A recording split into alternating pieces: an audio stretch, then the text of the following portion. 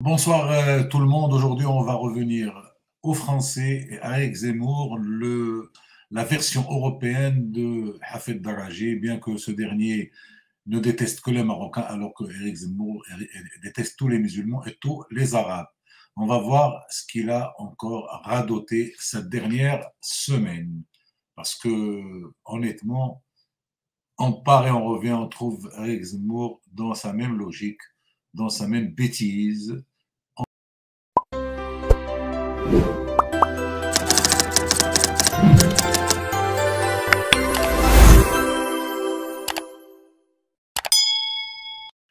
Éric Zemmour, invité chez Laurence Ferrari, nous a sorti ces deux phrases pleines de sens. On va voir. Il prévoit de faciliter les expulsions, et notamment celles des étrangers déjà condamnés pour des crimes et délits punis de 10 ans d'emprisonnement. Là, vous dites OK.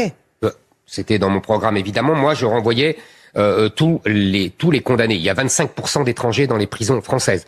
Et je ne parle même pas des doubles nationalités, puisque moi, j'ai rajouté la déchéance de nationalité. Donc, évidemment, il faut renvoyer les étrangers punis. Maintenant,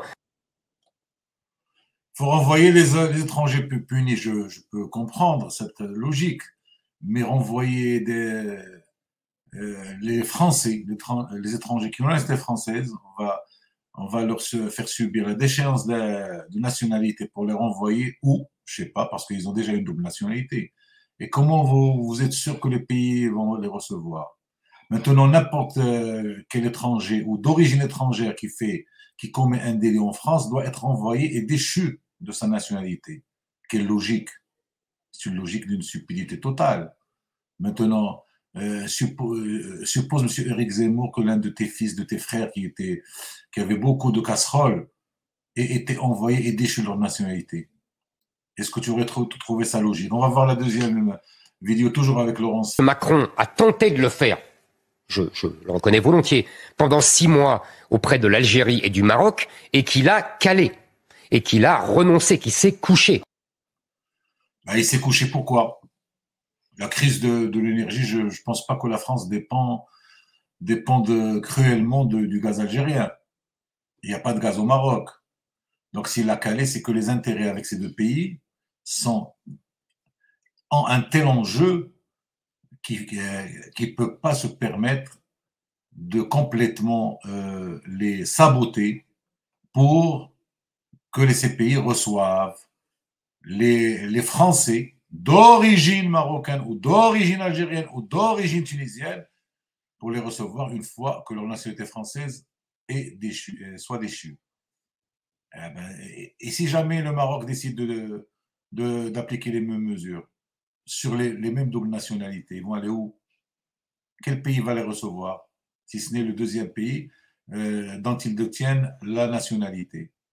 Donc c'est une logique complètement stupide. Donc si M. Macron, qui est très intelligent, qui est très calculateur, qui est fin politicien, surtout au niveau étranger, au niveau des affaires étrangères françaises, n'arrive pas à... Il se couche devant l'Algérie et le Maroc, c'est qu'il doit y avoir des raisons stratégiques, des raisons beaucoup plus importantes que tes conneries, M. Zemmour. Beaucoup plus importantes que tes conneries.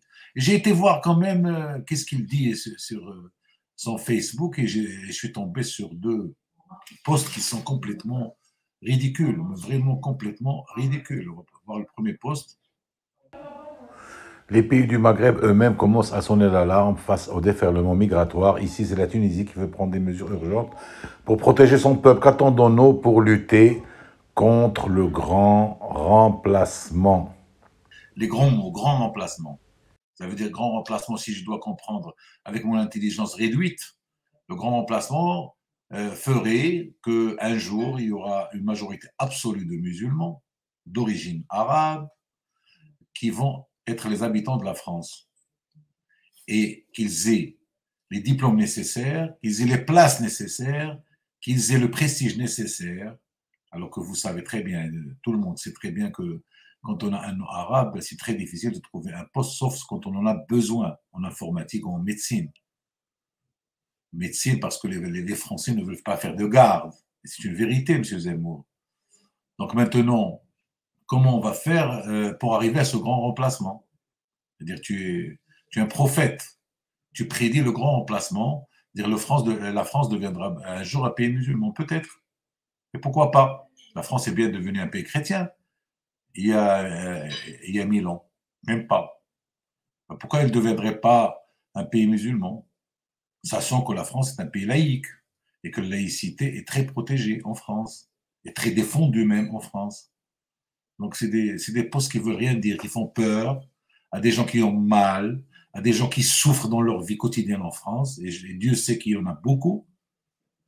Donc vous leur sortez le mot qui fait peur, le mot qui va les booster pour gagner plus, pour avoir un porte-monnaie plus garni. C'est pas ça. C'est pas comme ça qu'ils vont régler leurs problèmes, M. Zemmour. On va voir le deuxième poste.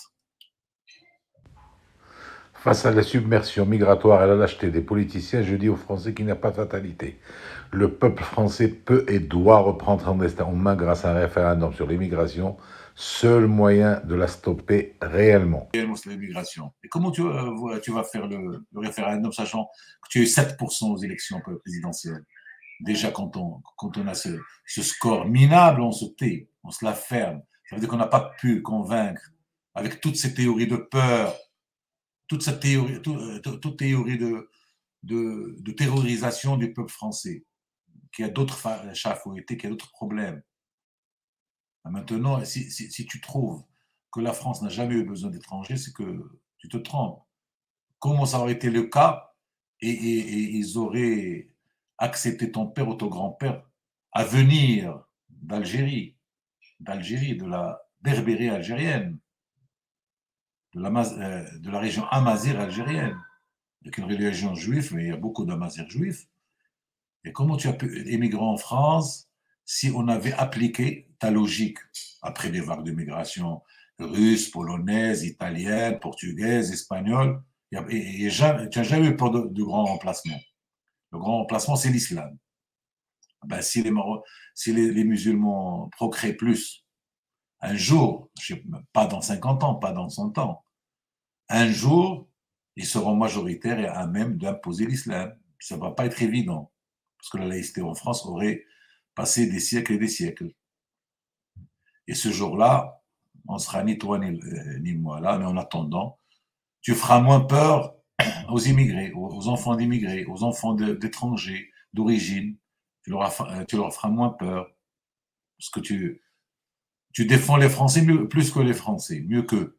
Alors que tu n'es pas français du tout, tu es d'origine algérienne. Il faut arrêter. Pourquoi on va appliquer ça aux nouveaux étrangers? On ne l'appliquerait pas aux anciens étrangers dont tu fais partie. Allez, sans recul.